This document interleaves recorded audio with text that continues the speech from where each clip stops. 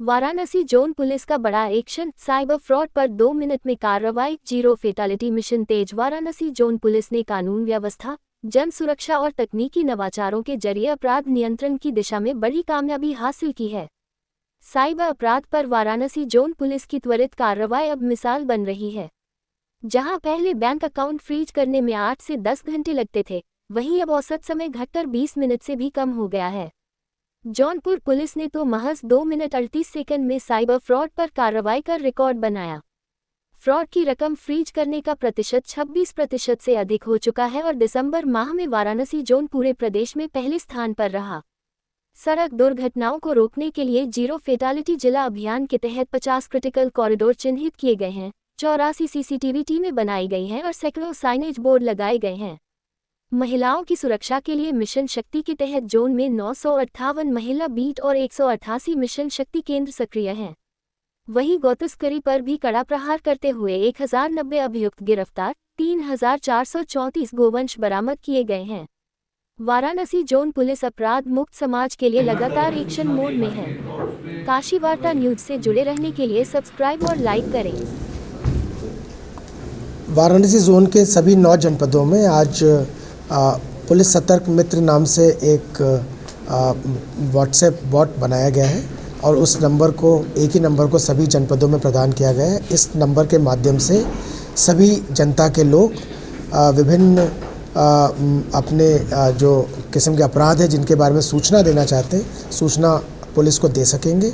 इसमें उनकी गोपनीयता भी बनी रहेगी, किसी व्यक्ति की पहचान रिवील नहीं होगी और अपराधियों के बारे में, विभिन्न प्रकार के अपराधों के बारे में जो सूचना वो साझा करना चाहते हैं हमारे साथ, जिससे कि पुलिस कार्रवाई कर सके, ये सूचना साझा कर पाएंगे।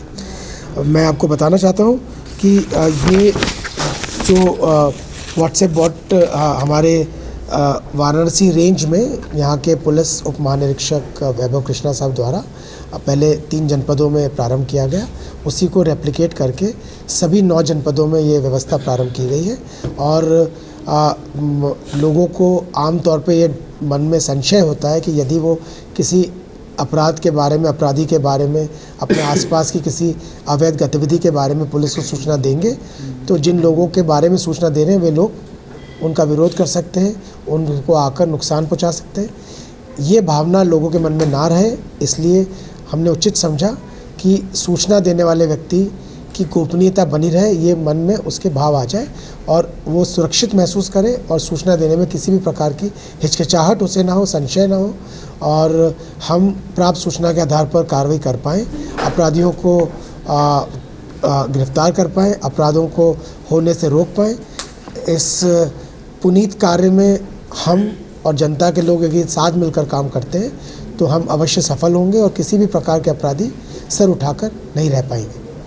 सर, आसपास के जिलों में अगर बात की जाए तो जैसे आजमगढ़ हो गया और भदोही हो गया, ये हम चाहते हैं कि जो विभिन्न प्रकार के हमने नवाचार किए हैं और जिनमें हमें जानकारी और सहयोग अलग अलग क्षेत्रों से मिल सकता है, अलग अलग वर्गों के लोगों से मिल सकता है, उन सभी को इसकी जानकारी हो, चाहे स्कूल हो, कॉलेज हो, पढ़ाने वाले शिक्षक हो, पेट्रोल पंप मालिक हो, व्यापार बंधु हो, उद्योग बंधु हो और डॉक्टर्स हो। हर वो व्यक्ति जो जिम्मेदार है और जो अपराधों को कम करने में, घटाने में रुचि रखता है, जो अपने आसपास होने वाली गतिविधियों के बारे में जानकारी रखता भी और देना भी चाहता है, उसे एक माध्यम हम उपलब्ध करा रहे हैं।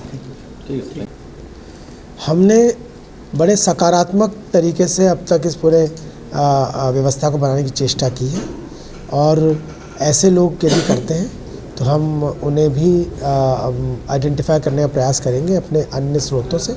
पर मुख्य बात यह है कि हमारे पास जो सूचना देने वाले लोग हैं, पत्रकार लोग हैं और अन्य जिम्मेदार नागरिक हैं, वे आमतौर पर इस प्रकार के असामाजिक तत्वों के बारे में हमें सूचना दे दिया करते हैं, जो गलत जो झूठी जानकारी प्रदान करते हैं, उन लोगों के बारे में भी अन्य स्रोतों से हमें सूचना मिल जाती है। तो ये हम मान के चल रहे हैं कि सज्जनों की संख्या अत्यधिक है, बहुत ज़्यादा है दुर्जनों की अपेक्षा, और शरीफ जिम्मेदार सज्जन लोग हमें अपराधियों के बारे में ज़्यादा जानकारी देंगे जिस पर हम कार्रवाई कर पाएंगे। क्या वीडियो अपलोड भी किया सकता है जो शिकायत करता है? शिकायतकर्ता जो है वो यदि कहीं कोई घटनाक्रम देखता है उसकी वीडियो बनाकर मोबाइल से उसे भी इस ऐप के माध्यम से व्हाट्सएप बॉट के माध्यम से अपलोड कर सकता है, जिससे कि वो वीडियो हमारे एंड पर हमारे डैशबोर्ड पर दिखे और उसके आधार पर हम आगे कार्रवाई कर पाएँ। कोई तस्वीर भी अपलोड कर सकता है, अपना रिकॉर्डेड वॉइस भी अपलोड कर सकता है, वॉइस मेल भी भेज सकता है और लिखित मैसेज भी भेज सकता है। यक्ष ऐप की आप बात की है, यक्ष के बारे में कुछ बताएंगे क्या? कुछ आर्टिफिशियल इंटेलिजेंस, देखिए ये हमारी पूरी व्यवस्था बीट पुलिसिंग पर आधारित है।